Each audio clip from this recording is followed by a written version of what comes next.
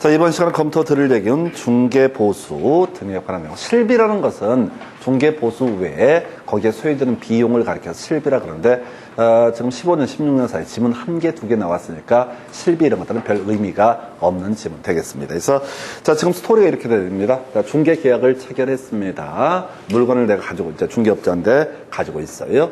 자, 이걸 사겠다는 사람이 왔습니다. 그래서 확인 설명을 하게 됩니다. 해서 오케이 하게 되면 확인 설명서 작성 교부하고요. 그 다음에 거래 계약서 작성 교부하고요. 그 다음에 앞에서 홍보했던 게 손해배상 책임을 보장할 수 있는 그런 종이 쪼가리 하나를 복사해서 3가지 종이 쪼가리를 거래 당사자에게 교부를 하게 됩니다. 그리고 나서 이제 제일 환상적인 시간이 기다리고 있죠. 중개보수를 받아야 할 시간입니다. 그래서 중개보수 청구권이라고 하는 거 가볼까요? 자, 중개보수 청구권, 중개가 완성되면 중개보수 청구권이 발생한다. 그래서 이거 간단한 문제예요. 근데 이제 문제는 이 중개보수 청구권이 발생한 상태에서 계약이 나가리가 되면 빠그러지는 경우가 있다라고 했을 때 그때도 이 개업 공인중개사가 고의 과실로 인해서 계약이 해제되거나 이런 사례가 아니라고 한다면 당연히 중개보수 청구권은 어떻다 소멸하지 아니한다. 이렇게 그림을 잡습니다. 별 내용도 없어요. 그래서 근데 현실적으로는 그렇죠.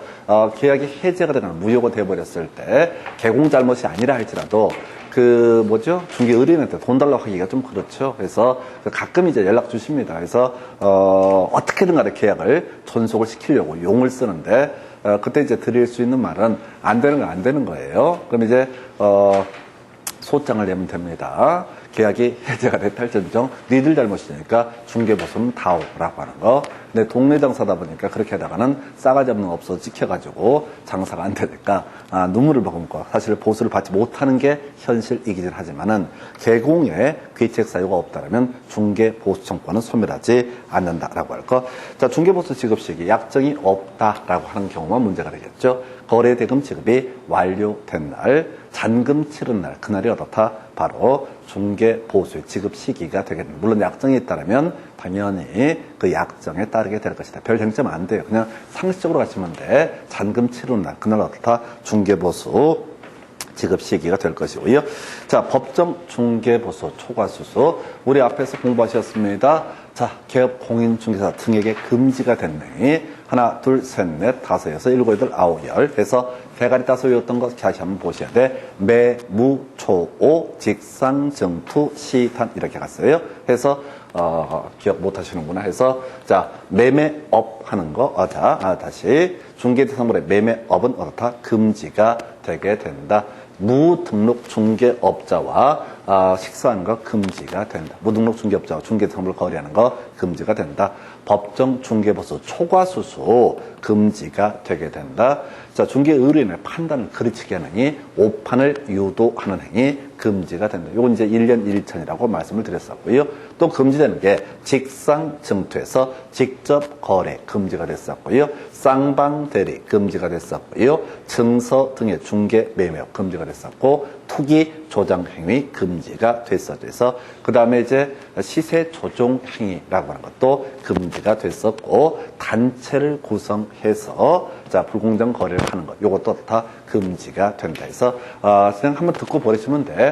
매무초 직상증투 시단이라고 하는 것은 개업 공인중개사 등에게 금지가 되게 됩니다. 자, 이거 뭔 얘기하려고 하냐면 바로 중개보수 초과수수라고 하는 거.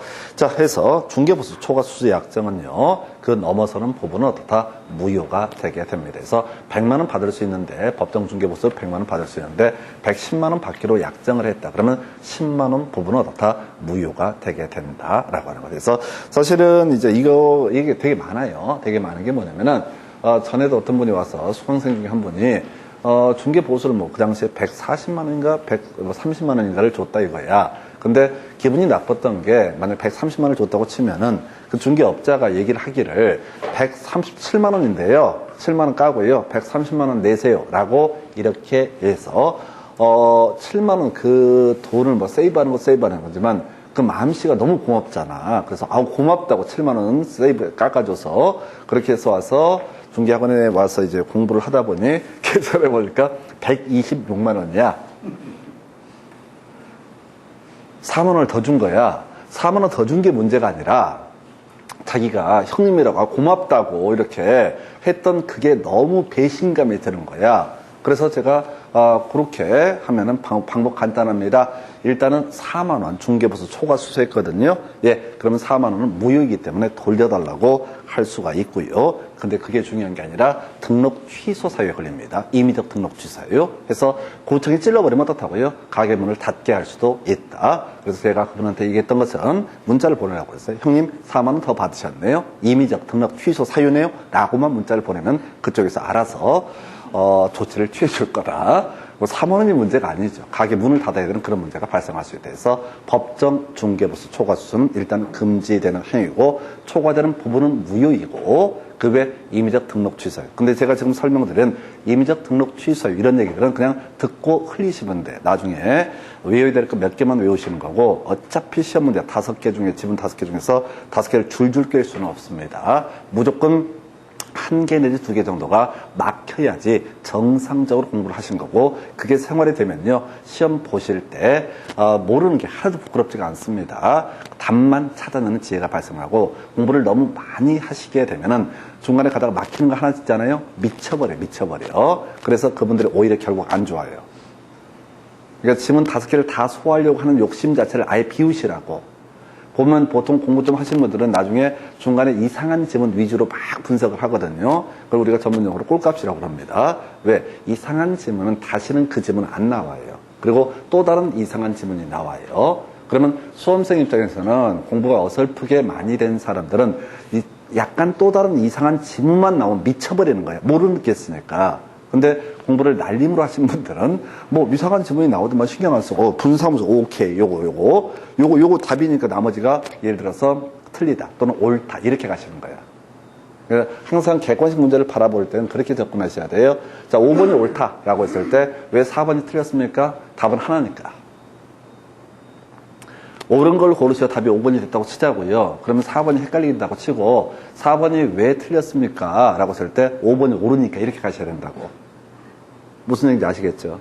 근데 보통의 경우 불안하니까 꼼꼼히 하시려고 하면은 이게 말려버려요, 전체가. 그래서 하여튼 중개보청구는 별 큰 쟁점은 되지 않는 영역이 되겠고요. 자, 이제 본론 들어가서. 자, 중개보수 산정 방법. 이건 알아요.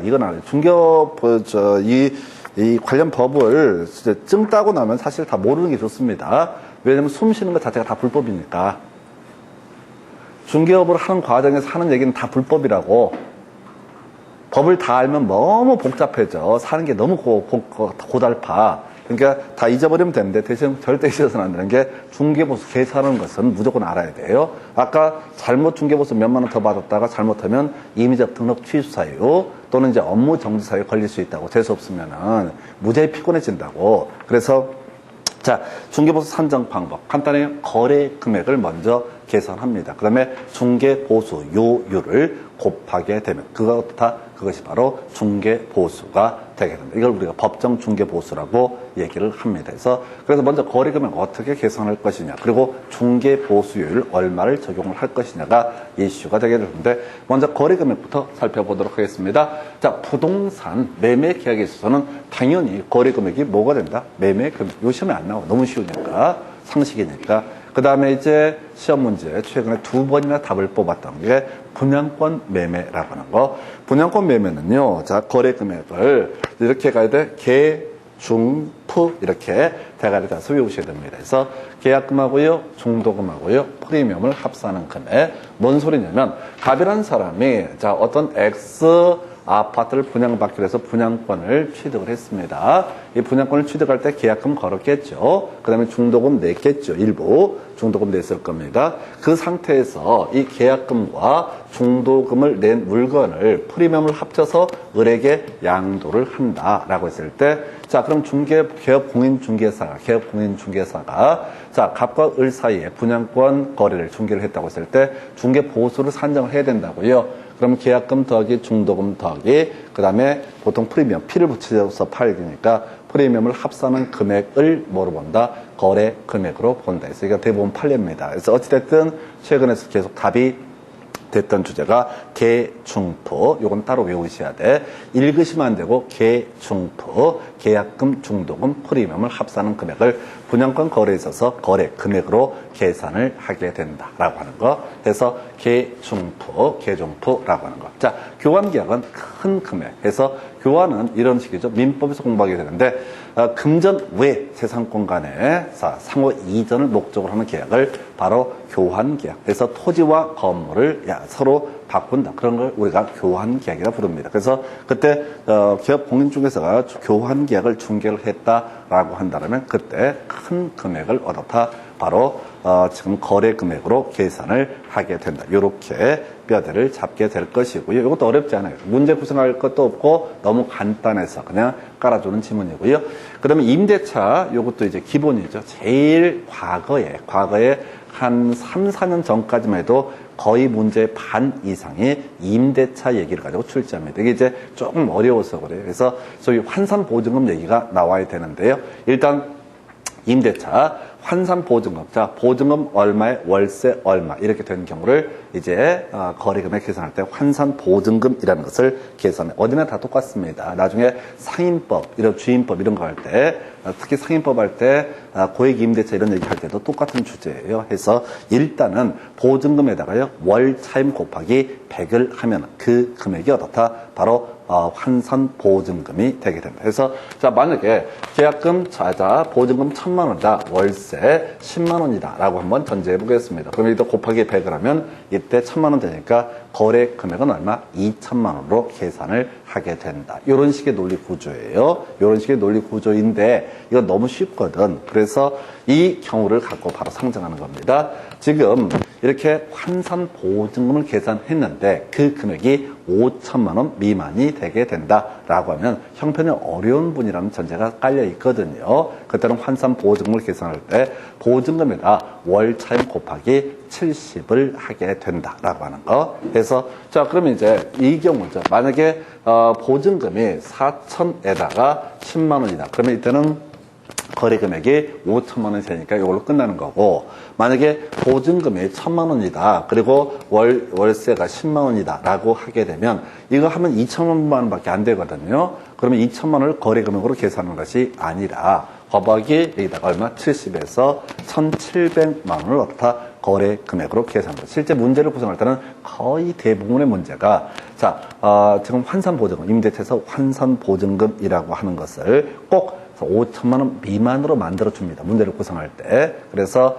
자, 환산보증금 계산하는 방법. 일반적으로는 보증금에다가 월차임 곱하기 100을 한 금액은 거의 그런 문제는 안 나와요. 대부분이 보증금에다 월차임 곱하기 70을 하는 거. 이걸 우리가 환산보증금. 그래서 약간 어렵기 때문에 전통적으로 거의 100% 나왔던 문제가 이 문제. 물론 요즘에는 한 3, 4년 사이에는 출제가 거의 되지 않고 있습니다. 딱 한 번 나왔던 주제예요. 어찌됐든 간에 거래금액 계산 방법도 있었고요. 좀 어려운 게 2개 이상의 거래예요. 자, 이게 좀 대단히 길어서 문장으로는 출제가 안 되고 사례형으로 구성을 합니다. 그래서 자, 동일한 중개 대상물에 대해서 동일 당사자 간 매매를 포함한 2 이상의 거래가 동일 기회에 이루어지는 경우 매매 계약에 관한 거래 금액만을 그 거래 금액으로 본다. 그래서 이건 간단히 설명드릴게요. 이런 식이에요. 자, 갑이라는 사람이요. X주택의 X물건의 소유자입니다. 이 사람이 을한테 이 부동산을 매도를 하게 됩니다. 매매를 해요. 그런데 매매로 끝나는 게 아니라 갑과 을 사이에 다시 임대차 계약을 체결합니다. 계속 살라 이겁니다. 원래 집주인이 형편이 어쩌저쩌 해서 집을 팔게 되는데 어차피 임차인 구할 것 같으면 내가 임차인 하겠다. 그래서 을이 임대인이 되고 자, 이 사람이 아까 매수인이었었죠. 매수인. 자, 다시 갑이 일단 매도인이 된다고 치고요. 매도인.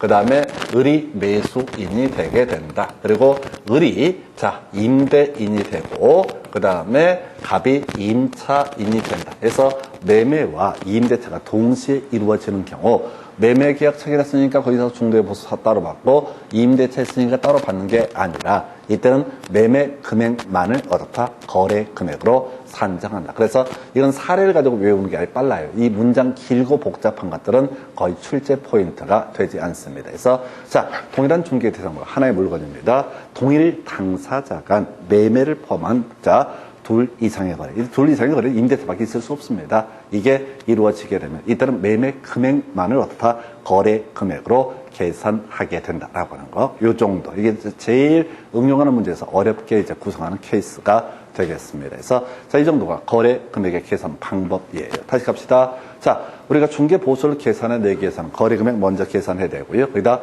중개 보수 요율을 곱해주는 방식으로 이루어지게 됩니다. 자, 그래서 소리가 어떻게 가야 되느냐. 자, 부동산은 매매는 중요하지 않고 분양권, 개, 중, 푸라고 하는 계약금, 중도금, 프리미엄을 합산한 금액. 좀 어려웠고요. 최근 28회, 29회 연속 출제가 됐던 주제이고요.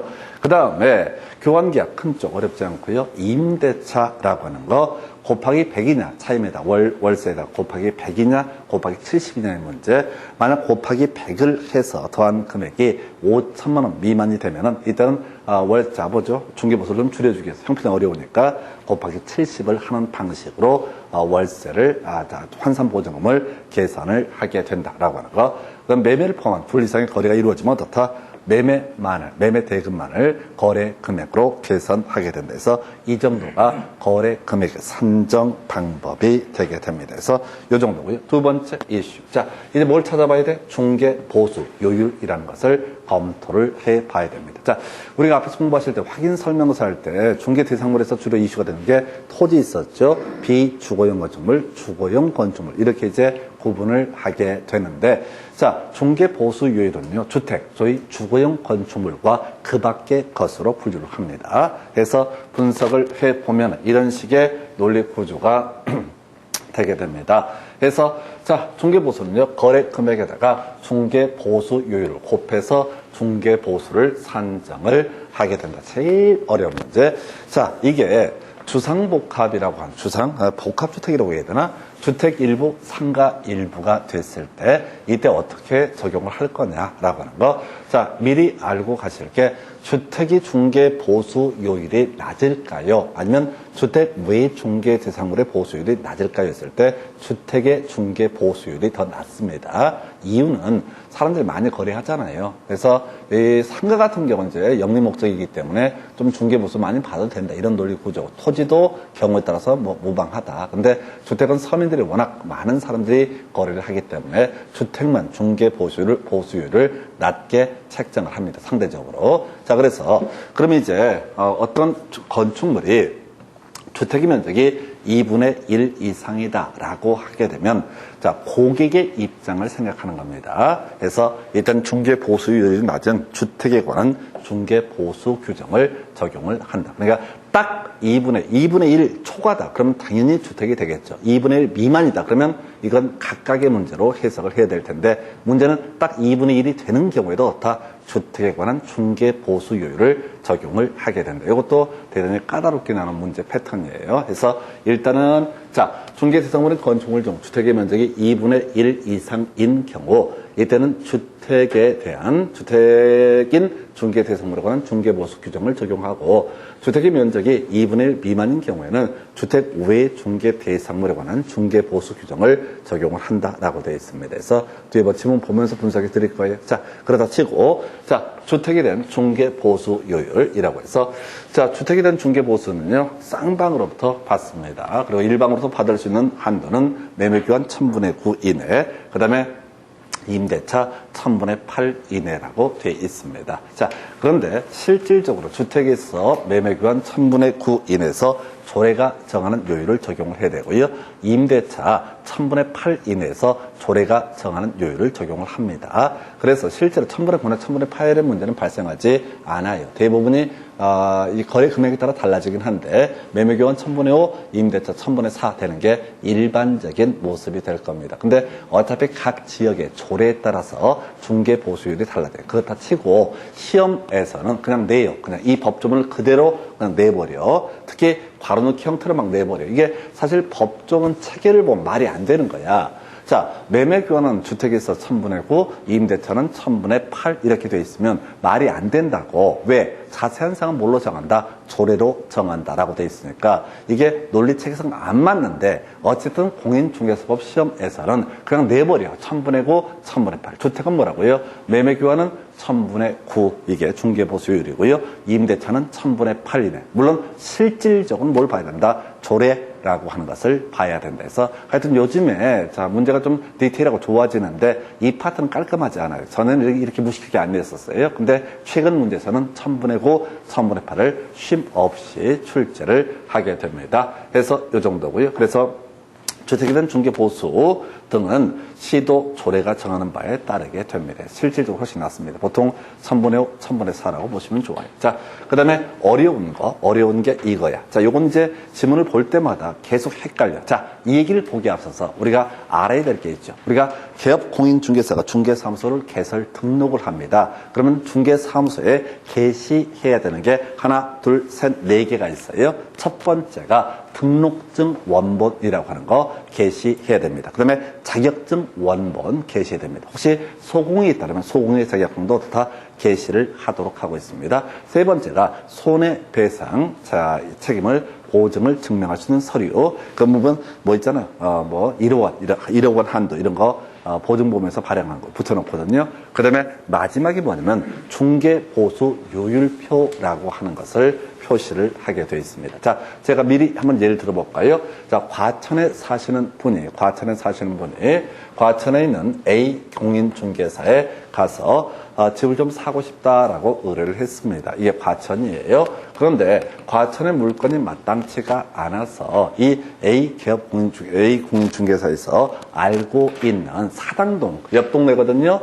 서울입니다. 사당동에 있는 B 공인중개사에게 공동중개 물건 없냐라고 해서 물어봅니다. 근데 마침 B 공인중개사가 보유하고 있는 매물 중에서 괜찮은 물건이 하나 있다. 그래서 이쪽에 원래 A 중개사를 갔는데 나중에 실제로 이 물건을 매수한 지역은 서울이다. 자, 다시 원래 자기가 갔던 중개사무소는 어디 있었고 경기도에 있었고 실제 이 사람의 물건을 취득한 지역은 어디가 된다? 서울시. 자, 아까 우리 주택에 대한 중개보수라고 하는 것은 지역에 따라서 조례에 따라서 달라지게 된다. 뭐 굳이 극단적으로 얘기하면 예를 들어서 경기도에서 매매를 하는데 1000분의 5라고 돼 있고 서울 같은 경우는 매매를 할 때 1000분의 6이라고 한번 돼 있다 하십시다. 예를 들어서 자, 이 사람은 경기도 갔을 때 중개사무소에 뭘 봤어?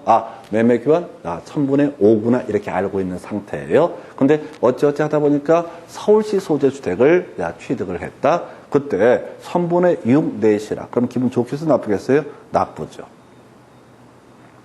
뭔 얘기냐면 중개보수율을 적용할 때 사무소 소재지를 기준으로 볼 것이냐 아니면 중개 대상을 소재지를 기준으로 볼 것이냐가 문제가 된다고. 그래서 자기가 들어갔던 중개업소에서는 1000분의 5라고 표시가 돼 있었다고요. 근데 나중에 중개보수 계산할 때 이거 서울 물건이니까 1000분의 6을 내시오라면 기분 나쁠 거예요. 두 번째, 경기도가 1000분의 5고 서울이 1000분의 4라고 하십시다. 그러면 이 사람 고객 입장에서는 1000분의 5를 예상하고 들어간 거죠. 중개사무소에 중개보수요율이 1000분의 5라고 써 있으니까 자기는 1000분의 5로 알고 있다고 1000분의 4를 내시오. 물론 감사하겠지. 근데 그건 원당치 않다는 거예요. 그럼 기준을 딱 정해야 되는데 뭐를 기준할 거냐? 중개 대상물의 소재지를 기준할 거냐? 중개 사무소의 소재지를 기준할 거냐? 당연히 예측 가능한 건 뭐라고요? 중개 사무소의 소재지 기준하는 게 합리적이죠. 왜냐면 중개를 의뢰하는 사람은 중개업소에 가서 이미 뭘 봤으니까 중개 보수 요율표를 봤으니까 그러니까 이 금액을 내야 되는구나 라고 생각하고 있었는데 특히 아까 금액이 올라가는 경우 기가 찰로 오르시지. 그럼 그 사무실에다 그걸 왜 붙여놓고 지랄이야 라고 얘기 나오는 거죠. 그래서 합리적으로 조정하는 것이 결국은 중개보수 요율이라고 하는 것은 중개 사무소 소재를 기준으로 다 판단하게 된다. 다시 중개 사무소에는 뭐가 있다고요? 중개 보수 요율표가 미리 공시가 돼 있다고. 그러면 그것을 기준으로 해서 다 중개 보수를 결정한다. 이게 좀 어려워요. 어렵다는 게 뭐냐면 문장을 보면 더럽게 어려워져. 문장을 읽으면 이 말이 그 말인가 이렇게 자꾸 헷갈리게 된다. 그래서 미리 당연히 중개 의뢰인 입장에서 제일 처음 본 게 뭐야? 중개 사무소에 보관되어 있는 중개 보수 요율표를 봤으니까 그것을 기준으로 해서 다 중개보수요율을 적용을 한다. 다시 갑시다. 주택은요, 자, 시도 조례에 따라서 중개보수요율이 한도액이 정해지게 됩니다. 해서 만약에 두 기성 시도에 걸쳐서 한쪽은 중개사무소가 있고 다른 한쪽에 중개대상물이 있다라고 전제를 하게 되면은 이때는 중개대상물 소재지를 기준으로 중개보수요율을 적용하는 것이 아니라 중개사무소 소재를 기준으로 어떻다? 중개보수요율을 적용을 하게 된다. 이렇게 정리를 하시게 됩니다. 좀 어려워요. 두 가지가 어렵습니다. 주택이 2분의 1 이상이면 어떻다? 전부 주택에 관한 중개보수 규정을 적용한다. 좀 까다롭고요. 그리고 또 하나, 사무소 소재지. 좀 이제 지금 보시면 읽다가 막 짜증날 정도예요. 그 말이 그 말 같아서. 심지어 이건 사실은 5년 전이나 6년 전에는 법이 뭐였냐면 중개 대상물 소재지를 기준으로 한다라고 법이 돼 있었어요. 법을 바꿔버렸어. 자꾸 분쟁이 생기니까. 원래 법은 중개 대상물 소재지를 기준으로 주택이 된 중개보수율을 적용한다고 돼 있었다고요. 그래서 복덕방에서 맨날 개피 터지게 싸우는 거야. 요율하고 중개사무소에 붙어있는 요율하고 중개 대상물 소재지 요율이 달라지는 경우 다툼이 생기는 거예요. 다툼이 생기는 거야. 그러면 얘 뭐가 제일 공정할까? 고객 입장에서 봤던 그걸 기준으로 중개사무소 소재 기준으로 주택이 된 중개보수율을 적용을 하게 된다라고 하는 거. 이렇게 가게 됩니다. 다시 갑시다. 자, 주택은요, 매매교환은 1000분의 9, 임대차는 1000분의 8 이내에서 시도 조례가 정하는 요율을 적용한다. 다만 시험용으로 매매교환 1000분의 9, 임대차 1000분의 8은 충분히 중요한 쟁점이고요. 그 다음에 지금 이제 지역에 따라서 그런 중개보수율 주택에서 달라질 수가 있을 텐데, 이때 지금 중개사무소 소재를 기준으로 해서 다 중개보수요율을 적용을 하게 된다. 이렇게 정리를 하시면 됩니다. 그래서 이렇게 보셨고요. 그 다음에 이제 검토 드리게 될 게 주택 외 중개보수. 이게 더 높아요. 1000분의 9 이내에서 협의해서 정한다. 매매 임대차 상관없습니다. 1000분의 9 이내에서 다 협의해서 정한다. 하여튼 지금 계속 시끄러운 조항인데요. 이것 때문에. 자, 하여튼 현행법에서 1000분의 9 이내에서 다 협의해서 정한다라고 하는 거. 이건 전국 공통입니다. 시도 조례까지 갈 것도 없습니다. 그래서 1000분의 9 이내에서 협의해서 정한다. 시험에 안 나와요. 안 나온다고. 왜일까요? 예외 때문에. 예외 때문에 안 나온다고. 1000분의 주택 외 중개 대상물에 관한 중개 보수율은 국토부령으로 정한다고 되어 있고, 국토부령으로 보면 1000분의 9 이내에서가 원칙이라고. 근데 1000분의 9는 내 땅은 출제 오류예요. 주택이 아닌 것 중에서 오피스텔이 있거든요. 오피스텔. 오피스텔은요, 매매교환 1000분의 5, 임대차 1000분의 4예요. 오피스텔도 주택이 아니라고요. 주택이 아닌 주택 외 중개 대상물에 관한 중개 보수 규정을 적용을 해야 돼요. 그래서 이게 제가 그 전에 이제 그 오피스텔하고 뭐 그때 저도 직접 적용이 됐었어요. 제가 한 4, 5년 공부를 하던 시절에 집에서 공부하면 1000대 받습니다. 나이 먹어서 공부하면 안 돼요. 그래서 어렸을 때 공부를 했어요. 근데 하여튼 간에 담배도 못 피워. 구사에 욕먹고 그래요. 그럼 이제 내가 오피스텔 하나 얻었죠. 뭐 하려고? 공부하려고. 아니, 공부하는 게 아니라 담배 피우려고. 마음 편하게 담배 피우려고. 뭐 하여튼 간에 별짓을 다 해요. 근데 그 당시, 그게 벌써 한 5, 6년 전 됐는데, 한 6년 됐나? 그때 그게 뭐냐면, 뭐가 문제예요? 원룸 있죠? 원룸 있죠? 다가구 주택입니다. 원룸은 시도 조례를 보면 매매 교환은 1000분의 5, 임대차는 1000분의 4로 돼 있었어요. 대부분의 시도 조례가. 그런데 오피스텔은요, 1000분의 9 이내에서 협의해서 정한다라고 돼 있었어요. 사회적으로 문제가 되는 거예요. 아씨, 오피스텔은 원룸이라 그게 그건데, 누구는 1000분의 9고 누구는 1000분의 4고 임대차라고 전제했을 때 사회적으로 문제가 돼요. 아니, 오피스텔하고 원룸에 큰 차이가 없잖아요. 뭐 쪽방 같은 개념은 똑같은데 별 차이가 없는데 왜 두 개가 차이가 있느냐. 그래서 사회적으로 이슈가 되고 불만을 제기하니까 그 당시 한 6년 전에 법을 개정을 합니다. 오피스텔 매매교환 1000분의 5고 임대차 1000분의 4. 그래서 주택 외 중개 대상물 중에서 실제 시험 문제 구성을 할 수 있는 건 뭐밖에 없다고요? 오피스텔밖에 낼 수 없어요. 계산 문제도 구성하고 최근 30회인가 나왔던 문제는 거꾸로 냈죠. 임대차 1000분의 5, 매매교환 1000분의 4 이런 식으로. 매매교환이 1000분의 5, 임대차가 1000분의 4 이렇게 가시게 되는 거예요. 그러니까 여기서도 구조상 출제를 할 수 있는 영역 자체가 뭐라고요? 예외, 특례 조항만 시험에 낼 수가 있는 거예요.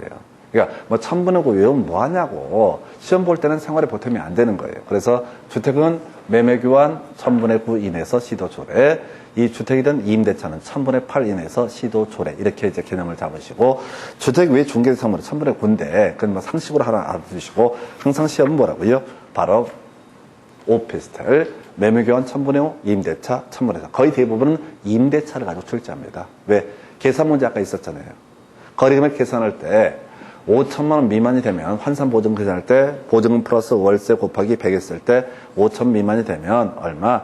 곱하기 70을 한다. 이런 것도 문제 구성을 할 수가 있기 때문에 내기 좋으니까 오피스텔을 가지고 출제가 이루어지게 됩니다. 그래서 이 정도가 중개보수의 산정 과정. 그래서 자, 요거 이렇게 가볼까요? 자, 그럼 이제 다시 한번 간단하게 정리를 하겠습니다. 자, 중개보수를 계산하려면 먼저 거래 금액을 특정을 해야 됩니다. 그리고 거기다가 중개보수율을 자, 곱해주면 됩니다. 거래 금액 중에서 이슈가 되는 게 분양권, 개, 중프, 교환 거의 안 나와요. 큰 쪽. 임대차가 좀 어려웠었죠. 임대차는 보증금 더하기 월차임 곱하기 100을 한 금액을 환산 보증금으로 계산하는 게 일반적인데 시험 문제 구성할 때는 대부분이 보증금 더하기 월차임 곱하기 70, 즉 곱하기 100을 해서 더한 금액이 5천만 원 미만이 되면 곱하기 70을 하는 방식으로 구성을 하게 된다.